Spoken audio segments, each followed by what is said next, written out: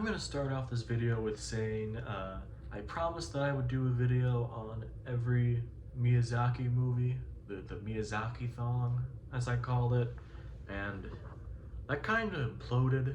I got really busy and I couldn't do it. But either way, we got to this. I did watch a couple of Miyazaki movies, which I'll mention in this video, but recently I watched The Boy and the Heron.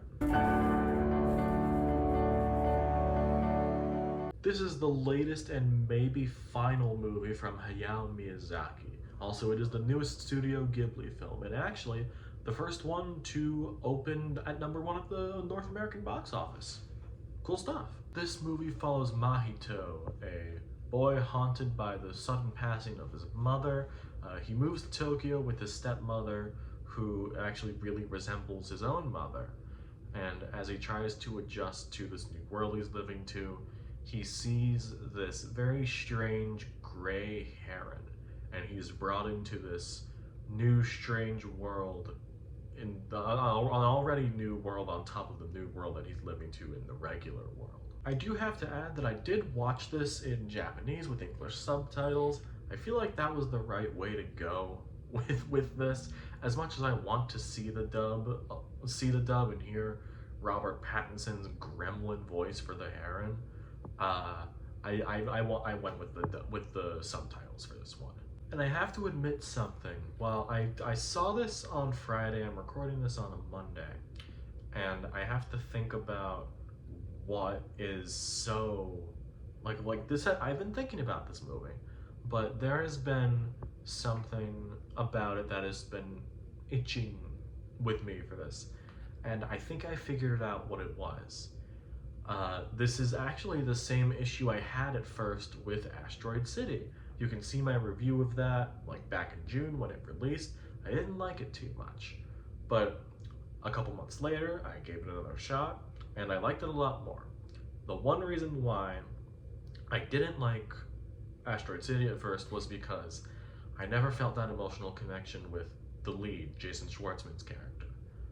And I felt the same way with Mahito in this. I feel like this, apparently he is supposed to be a child of the military, so he is very closed off emotionally, which I understand that from a storytelling perspective and making that happen, but I really wanted that connection.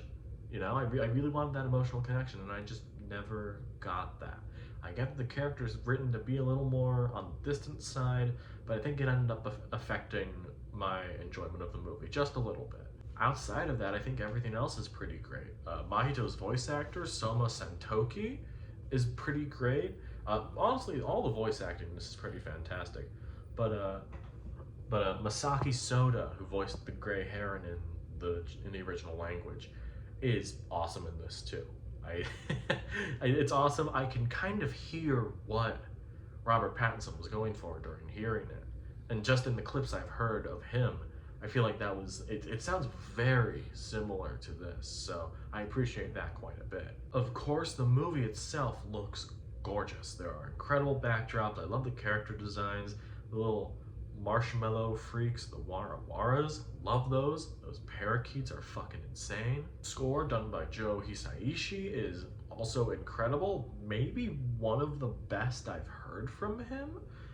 It's pretty nuts. I have to circle around back to, is this or is this not Miyazaki's final movie? Because like a couple days before I watched The Boy and the Heron, I watched The Wind Rises for the first time. This was Miyazaki's last movie, and for a while, it was his final movie. And knowing that feeling, if I had seen this when it came out, I would have been like 11 or 12. But if I were me now, going back to 2013, before announcing that he was doing another movie, I would have been pretty satisfied with that ending. It felt very final. It felt like a thesis statement to Miyazaki's career, and that's why I think it is a pretty fucking beautiful movie. And while I do prefer The Wind Rises to The Boy and the Heron, I feel like I feel like The Boy and the Heron would be a good epilogue to Miyazaki's career, because there are still themes of that are present in The Wind Rises, at least to me, but this feels like a finale to me.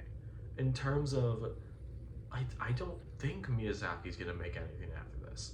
Yes, I'm aware that he has said he has an idea for something after this. But at this point, I'm just gonna believe it when I see it.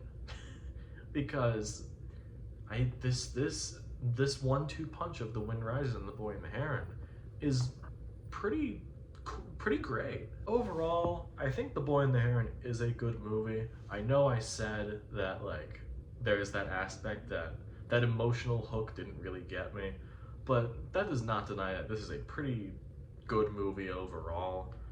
Beautiful animation, great voice acting. Pretty much all across the board is great. It's just that one thing that left me hanging.